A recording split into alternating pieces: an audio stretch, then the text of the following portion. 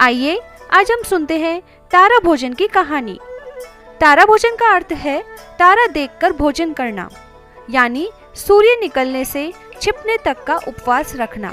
यह व्रत कार्तिक मास की कृष्ण पक्ष की प्रतिपदा से कार्तिक पूर्णिमा तक किया जाता है। इस व्रत में सूर्योदय से पहले स्नान करके तारा भोजन की कथा सुने तथा शाम को तारों को अर्घ्य देने के बाद भोजन करें।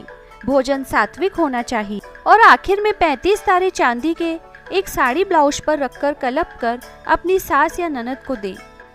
तारा भोजन की कहानी। ननद भाभी तारा भोजन नहा रही थी।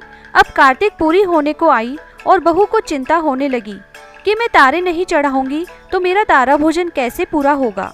सास ने ननद को तो तारे लाकर दे दिए और मेरे को नहीं दिए, और पति विदेश में रहता है, अब मैं तारे कहाँ से लाऊं। यही सोच करते करते कार्तिक पूरी हो गई। आखिर 14 की रात को भगवान ने उसकी प्रार्थना सुनी और रात को आकर कहा कि भली औरत सो रही है या जग रही है। उसने कहा, भगवान ना तो सो रही हूँ ना जग रही हूँ, आपका ही ध्यान कर रही हूँ। वह भगवान को देखकर चरणों में गिर पड़ी और कहने लगी, मैं तारे नहीं चढ़ाऊंगी तो मेरा तारा भोजन कैसे पूरा होगा। भगवान ने कहा कि आंखें बंद करो। उसने आंखें बंद करी और भगवान ने 2 थाल सोने चांदी के तारों से भरे हुए रख दिए। उसने आंख खोलकर देखा तो बहुत खुश हुई और भगवान अंतर्ध्यान हो गए। वह जल्दी से उठी और नहा धोकर सुबह जल्दी सबसे पहले मंदिर गई और तारे चढ़ा दिए।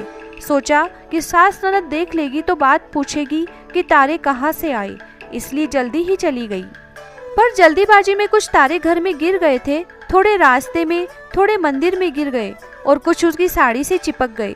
अब सब जगह रोशनी हो गई, तारे जगमग जगमग कर रहे थे। उसके जाने के बाद सास ननद उठी तो देखा कि घर में तारे गिरे हुए हैं। ननद जल्दी से भाभी के कमरे में गई। भाभी वहाँ नहीं थी।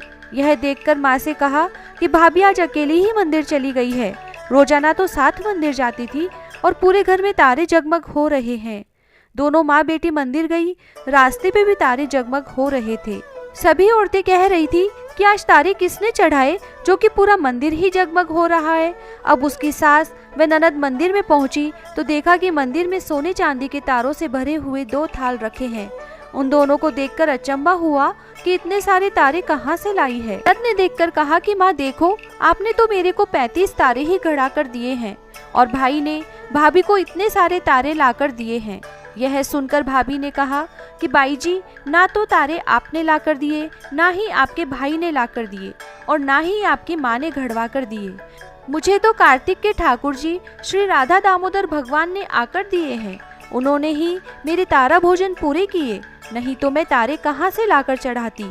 ये तो भगवान ने मेरी प्रार्थना सुनी और मेरे को रात को दर्शन दिए और चढ़ाने के लिए तारे दिए।